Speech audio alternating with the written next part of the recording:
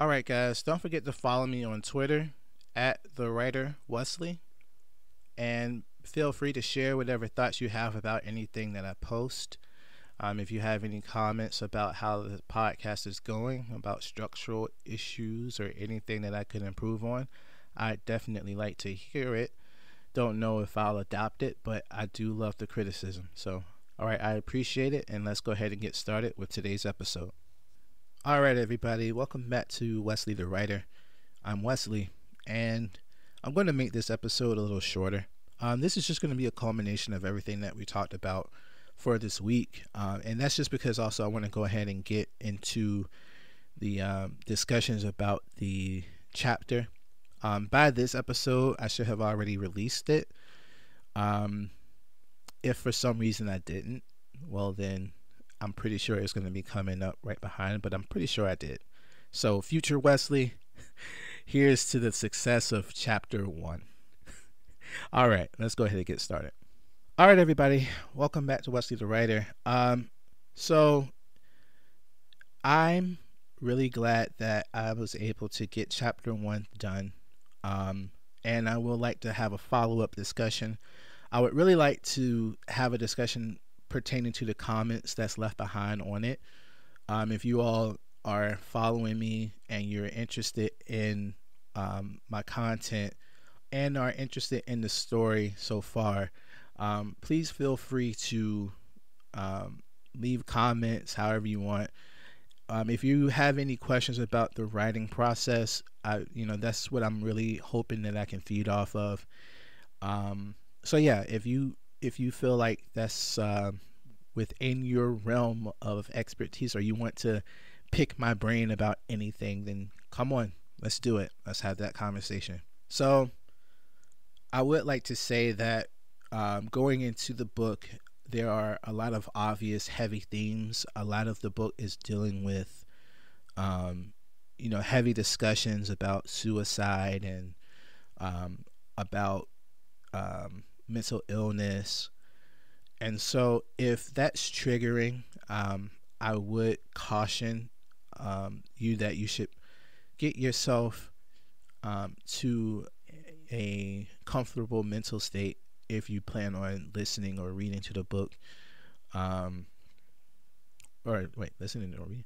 If you plan on listening to the book, I hope that you are able to get yourself in a stable mindset to be able to get through it. A lot of it is really heavy, and I have to admit that because I know how things are these days, how tough life can seem.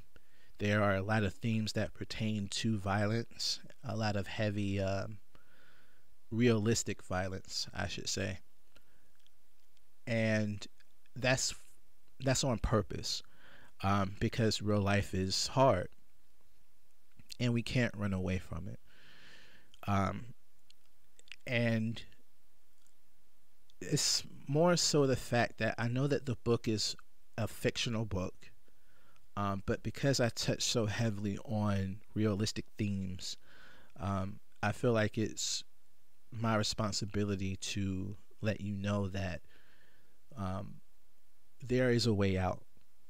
You don't have to follow the mindset of the characters that find themselves in these twisted situations. If you're ever looking for an alternative, you can find it for like how I had found it through Christ. And a lot of people like to downplay the church and they like to downplay salvation, but the severity of your mental state is what's at stake. Your spirituality allows you to hold on and to find positivity in the chaos that's the world, and that's one of the major themes about the Bible that really aids us in being able to identify those traps that are laid out before us. It's so easy to fall into the temptations, such as addiction, such as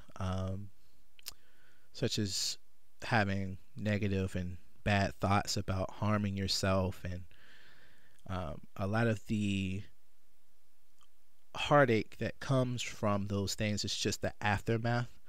When you're in your feelings and when you're in the moment, when you tried something that you probably shouldn't have tried, and you're in this altered state of thinking, it seems as though you've reached some form um, of escape, but that's not the case. You're not helping yourself by trying to self-medicate or trying to drown out your sorrows. You have to confront those things. And the best way to confront those things is on a different level outside of just yourself, with guidance and with leadership. And that's just from a personal aspect of it. I found myself having a lot of negative thoughts, a lot of frustrating, wanting to do things that would not be productive, things that would consume me. And the way that I got out of thinking that way is by having leadership, having someone to go to let that stuff go.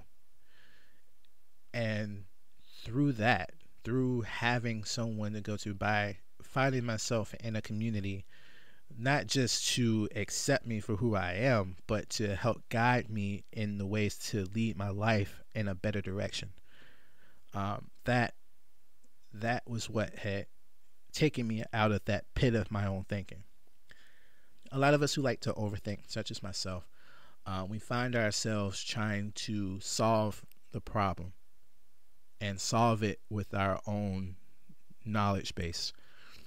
And I realize that I'm not able to do that on my own. I realize that I'm not able to just solve the problem, because the problem is just society itself. It's the systems that we built. They make us into numbers. We're not just an individual. We're a single digit on a spreadsheet. And the quicker that we learn that, the easier it is for us to step away from trying to fight against this big machine, rage against the machine. Okay, anyway. It keeps us from having to feel that way, or to, come to these other alternate mindset, kind of altering thoughts, thinking that there's secret societies that's plotting our demise, or that there's, no way out of some of the things that we've done, or that no one loves us anymore, or anything like that. There's more to the story than that. And when we put ourselves under proper leadership, when we hone in on the things that's really bothering us, and have aid in being set free from thinking that way, by people in communities such as the one I'm in, we're able to look at the problem outside of its subjectiveness and look at it more from an objective standpoint, which also in turn allows us to rationalize what's happened to us, and will then allow us to make better decisions in a more practical sense. And it's different for everybody else. I know that people like to throw big words around and try to sway you to their side and do all these other things, but as long as you find yourself in a camp that allows you to live your life to its fullness, to not be held back by negative thoughts and frustrations that would make you feel that you are inferior or that your life doesn't matter. As long as you put yourself around people who are not afraid to tell you that you're messing up or that you probably should go a different way. As long as you're able to be with that group and also be able to contribute and to share and to learn and to grow. As long as you do that, as long as you put yourself around the group of people who are there for you, not just in a physical sense, but who can help bolster who you are, your spiritual sense. That's what's going to aid you in being more productive. That's what's going to keep you from that mindset, that void that keeps you in that headspace where you feel like there's nothing else. And it's heavy, I know. And that's again why I wanted to write the book, because a lot of what was going on with me, I put myself into that. And I was just able to split myself from thinking that way, thanks to the lessons that I was taught from my grandfather and my father, and now lessons that I'm going to teach my children, my sons and my daughter, on how to be above that, how to really govern yourself and to have order in your life. I'm really thankful that I've learned the lessons that I've learned and that I went through what I went through. I'm glad that I've been able to become the man that I am today, just based off of what I've learned. So if you're looking for an alternative, find your nearest church, find your nearest spiritual leader, get under them, learn. It's important to have something to keep you from that void space and to keep you from the negativity that presents itself in that fashion. With this book, you'll see the consequence of that. And that's only one example. But, and the book is definitely fantasized, but the themes behind it, why it is the way that it is, how it happens, that's what's real. That's the real world basis. And I would say just be careful. You know what you can handle. And I pray for your mind. I pray that you are relieved of those thoughts and that you can find good leadership to get under to help you out of that negative headspace. I pray that your prosperity comes and that you are able to grow, much like how I grew. I pray that you are blessed and that you can continue to share what you go through to help the ones around you so that they can help the ones around them. And that's how it works. That's our eternity. So, wow. Thank you so much, everybody. Yeah. I'll see you all in the next episode, the next week. The book, the chapter should be out now. Please listen to it if you get the chance. Thank you so much for following me along. And as we continue each week with releasing each chapter, I just pray that